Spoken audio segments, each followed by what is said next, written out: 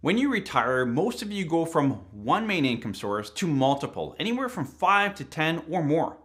And it's up to you to decide where to start and how much to withdraw from each source to meet your income needs. Now, not only can this be overwhelming for a lot of retirees, but it can also cost you hundreds of thousands in unnecessary taxes if done incorrectly. So in this video, I want to break down how to approach drawing down your retirement assets, helping you to minimize tax, maximize income, and reduce the stress that comes with it. Now, I'm going to go through a real life example in our financial planning software here in a second, but first we got to talk about the types of income sources you may have into retirement so you can really connect with the video and the example I'm going to walk through here in 1 second. As you walk into retirement, you will quickly realize you have many more income sources than you maybe realize. You have government pensions and benefits, so CPP, old age security. Maybe you have a work pension, or 2 or 3 or 5 like the client we just took on. Maybe you have an RSP, TFSA, non-registered account, LIRA. The accounts go on and on and on. And when you add them all up, again, you probably have 5 to 10. If you're married or common law, that means you have 10 to 20. So there's a lot of income sources that need to funnel down into your retirement plan to make sure that it's optimized. Now remember, of the 5 to 10 plus income sources that you have, some are going to be taxable, some are not. Some of you have to start now, some of you can delay. So again, it's not just a simple calculation. There's a lot more to it. And again, like there's some of you watching this video where you say, yeah, I have pensions from overseas, or I have 3 LIRAs and they're different jurisdictions, or I have a defined benefit and a defined contribution plan. Like I have a corporation with money in it. Where do I start drawing money from first? Well, everyone's situation is different, but let me tell you this. There is a right way and a wrong way to do it. And by default, the wrong way is the default, meaning that you're going to do it the wrong way, and it's set up that way on purpose because the default way gives CRA the most amount of taxes. So if you don't plan, you plan to fail. And so if you don't want to fail through retirement, make sure you have a really good plan, understand why it's a good plan, look at both sides of the coin. When I say that, I mean, if someone tells you you should be taking CPP at 60, ask them what it looks like at 65 and 70. Or if they say, you should take from your RSP versus TFSA, or TFSA versus what's the other side of the coin? What does it look like doing it the other way?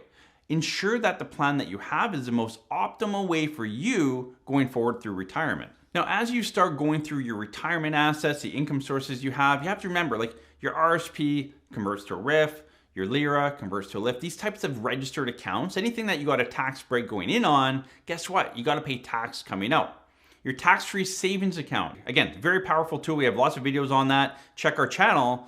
The tax-free savings account, make sure you have a well-funded or at least somewhat funded TFSA as you head into retirement. It will create a lot of flexibility and allow you to do a lot of proper tax planning when it comes to emergencies, what ifs, that kind of thing going into retirement. You may also have a non-registered account, so you have investments. Every year you got to pay tax on the growth and the gains and the income. You may have a corporate account, right? As you pull money out of there, that's going to be taxed, and depending on the structure, could be taxed a little bit different.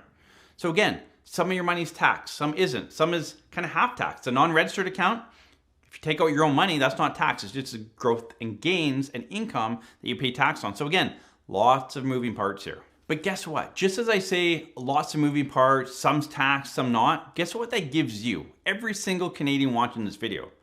It gives you tax planning opportunity. And that's something a lot of you have never had before. If you're a T4 employee, meaning that you go to work, you get a salary or an hourly wage, you're a T4 employee, and you didn't really have a lot of tax planning opportunities as you were accumulating money before retirement. You could put money into an RSP, and you can make a donation. That's really the 2 biggest ways to kind of reduce your tax bill. When it comes to retirement, there's a lot more tax planning, and every single Canadian has the opportunity to do proper tax planning in retirement. The sad truth is over half of you choose not to do it. So let's jump into the software and take a look at a few examples on how you can do it. Things to think about as you lead up to and into retirement around income planning, where to draw money from, and concepts. So at least when you sit down with your financial planner, you have some general concepts and things you should be looking at. Again, if you need help with this, reach out to our office. You can learn more at parallelwealth.com/planning. We offer fee-for-service retirement planning, and we have our retirement income program. If you need a bit more of an ongoing relationship and handholding and implementation of the plan, again, learn more all at parallelwealth.com/planning. So here we have John and Andrea YouTube. Now, as you can see, I'm in John YouTube right now. He has lots of income sources in retirement. So right now he's 60 years old. He has 5 more years of self-employed income. But we can see down the road he's going to have a defined benefit pension plan, CPP, old age security, his RSP, which will convert to a RIF, his TFSA, and non-registered account. So John has 7 income sources when he hits retirement. So which one does he start first? We'll get to that here in a second. If we look at Andrea, Andrea has already retired. She has an RRSP, a TFSA, and the joint non-registered as well. So again, between the two of them, they have 12 different income sources. So lots of different things to funnel down to make sure that it is optimal for their retirement.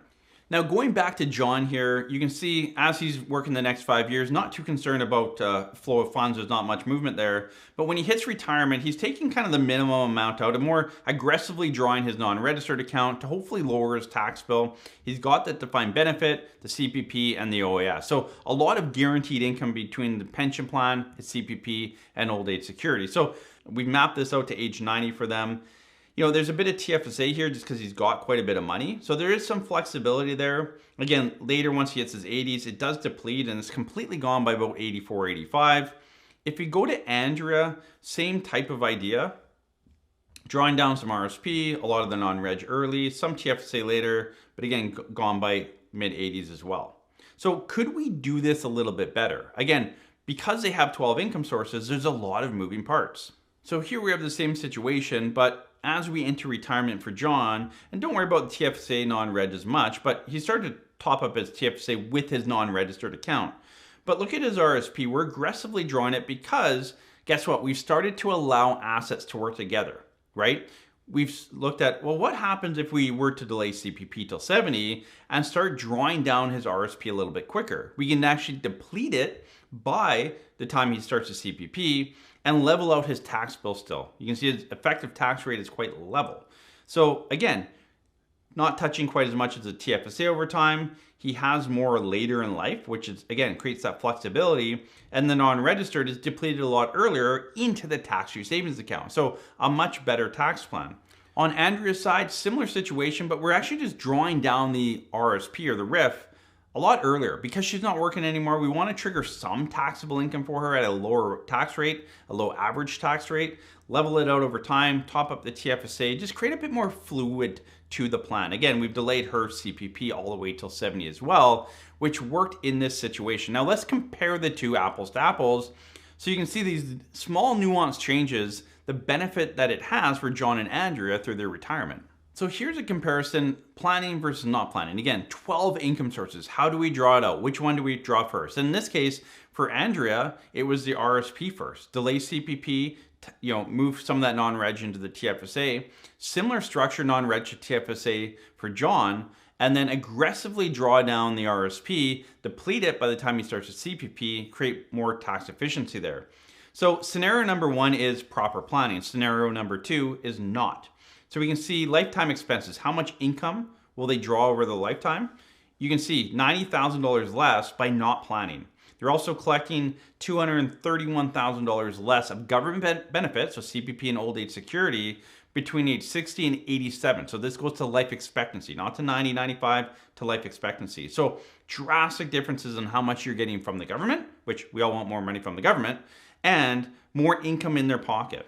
In this scenario, because he hasn't burned down all his RSP, he does have some RSP later, but he's got a big tax bill. He does slightly more, about $35,000 more in scenario 2. But again, as we go all the way to age 90, we've depleted everything by then. So if we look at a 90 scenario, it's going to be an apples to apples on the estate, $0, $295.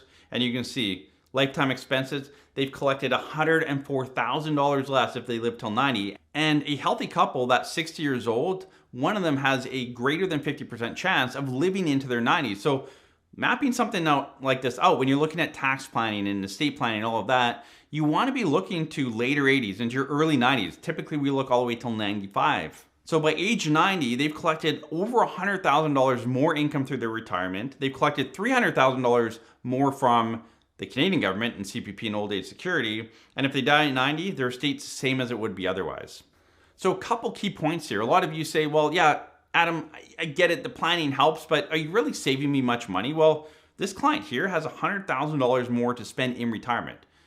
Let me ask you this. Would you like $100,000 more to spend through your retirement? If you say no to that, you must be uber wealthy, because we would all like $100,000 in our retirement to enjoy, to travel, to do whatever we want to do with. Secondly, this shows the nuance of how all the moving parts need to come together. Again, this is a very simple situation, and again, a lot of you might think, well, this is kind of me. I get it. Everyone's situation is going to be a little bit different, moving parts, etc. And to be honest with you, I didn't spend a whole lot of time on this. There's probably some deeper tax planning around the RSP meltdown, etc.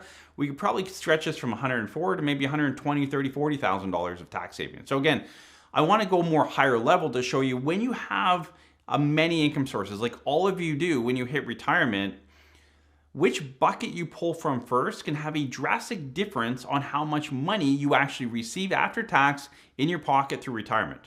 Again, it doesn't necessarily take more money to get you to retirement tomorrow. It might just take proper planning. So you might have this mindset of, oh, I need to get one more year of work in to get the amount of money I need. Maybe you just need a proper plan. And we've come across that many times, like hundreds of times, where a client thinks they have to work longer, but with proper planning, we're able to say, look, that next year, or maybe 2 years of income that you need to save up, yeah, we've kind of like pre-saved that in tax planning. And we're going to put that back to you in your retirement through a proper plan. Wouldn't that be nice? I get it. Some of you love your jobs. Most of you are looking to retire as soon as possible. So simple planning with a financial planning, going through details like this, making sure everything comes together. Again, all of your income sources coming through the funnel and getting as tight at the bottom as possible. And that tightness is how much tax you're paying. We want to make sure we're paying as little tax and making sure all the moving parts up in the top of the funnel are working together. So again, if you need help with your retirement plan, if you're looking like, yeah, Adam, I'd love to save 100,000 or 50 or 500 or whatever the number is, I just need a proper plan and know that I'm doing it right. Right? I always say a lot of you are not spending enough early in retirement because you have no idea what you're able to spend, or you're worried about running out of money down the road. A plan like this not only optimizes your income, but it gives you that clear roadmap going forward. So if you need help with that, you can learn more at parallelwealth.com/planning. We do offer fee-for-service planning, or if you want a little bit more handholding, we have a retirement income program, which you can learn all about on our website. Check that out, parallelwealth.com/planning.